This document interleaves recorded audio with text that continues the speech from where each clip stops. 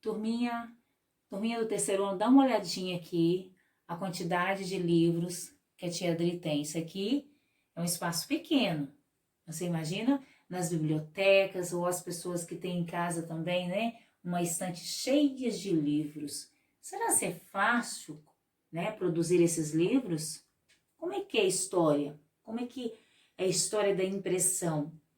Quem foi a pessoa que criou a impressão?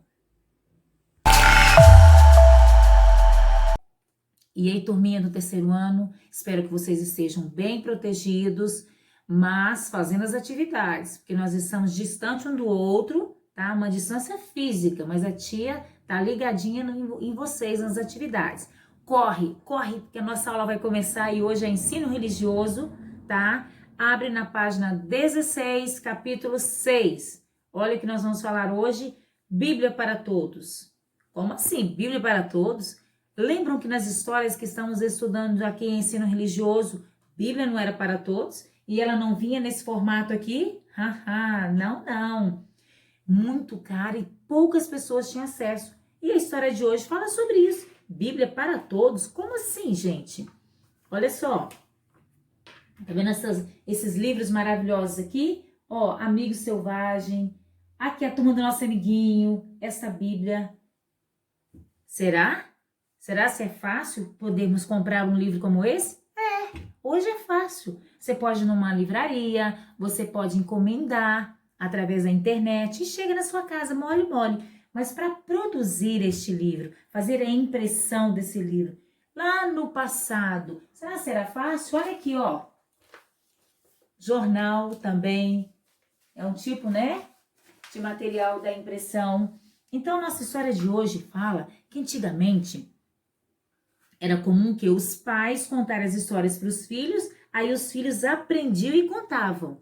Hoje você pode ler uma história aqui, sem seu pai e sua mãe ter te contado, e você contar até para eles, de acordo com a tecnologia hoje. Mas antigamente não. Um contava para o outro, ficava na memória, nada era registrado. Essas histórias acabavam sendo esquecidas. Mas sabe, por volta do ano de 3000 a.C., começaram a surgir os primeiros livros. Ah, mas não eram assim, não. Dava muito trabalho. Sabe como chegavam a fazer? Através de plantas, tá? Próxima à margem do rio Nilo, eles iam lá, pegavam algo parecido como se fosse assim, uma planta, entrelaçavam os caules daquela planta, ele ficava parecendo uma folha de papel, mas na verdade era de planta. Ou então faziam, sabe de quê também? Peles secas de animais, ou então placas de barro. Nada fácil, né? Pois é. E as pessoas como escreviam ali, eram chamados de pergaminhos ou papiros, tá? E então, as canetas eram canudos. Não era fácil também, tinham que produzir. E o detalhe é que as pessoas tinham que esperar muito tempo, porque era tudo feito à mão, um por um. Gastava muito tempo para fazer uma página. Mas aconteceu por volta de 1400 depois de Cristo, um homem chamado Gutenberg, ele trabalhava com joias, fazia joias. Ele se tornou um ourive. O que é ourive? Pessoa que mexe com metal. E na profissão dele, ele começou a se interessar pela tipografia. E aí ele começou a ter umas ideias, a ser criativo. Ele começou a produzir letras móveis. Então, ele fazia todas as letras, montava numa plaquinha, para assim ele conseguir fazer frases e começou a ter ideias de como ter a impressão. Sabe o que ele fez? Olha só, em 1456, ele conseguiu imprimir muitos livros. Ele imprimiu 180 Bíblias em latim. Olha só. Só que ele levou, 3 anos fazendo isso tudo. Foi um trabalhão danado. Mas foi muito importante. Vocês vão ver um vídeo que a tia Adri tá mandando, pra vocês entenderem como que essa invenção de Gutenberg foi importante. Tá aqui a prova. Olha só, mediante a ele começar a fazer daquele jeitinho simples, olha o que deu aqui hoje. A tecnologia chegou, foi inovando, é lógico, a criação dele, mas isso foi muito importante. Lá na Alemanha que ele começou a fazer isso, tá? Então, turminha, nessa atividade eu quero que vocês prestem bastante atenção como que é importante valorizar tudo que temos para ler hoje, como o nosso acesso tá fácil, não é isso? Lá no passado não, muito caro.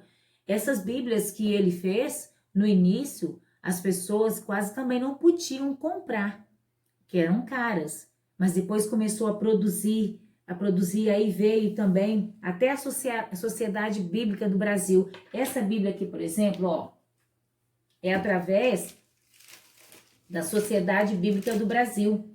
Ela produz em grande quantidade, com isso as pessoas têm a Bíblia através de um valor muito em conta. Mas será que estamos dando valor a este livro? É o livro mais lido no mundo. Ou mais vendido, melhor. É o mais vendido. Se todas as pessoas realmente pegam para ler, aí é uma resposta muito pessoal. Mas é um livro magnífico. E detalhe, a tia Adri mandou também um videozinho, um link para vocês lerem sobre a história de Mary Jones.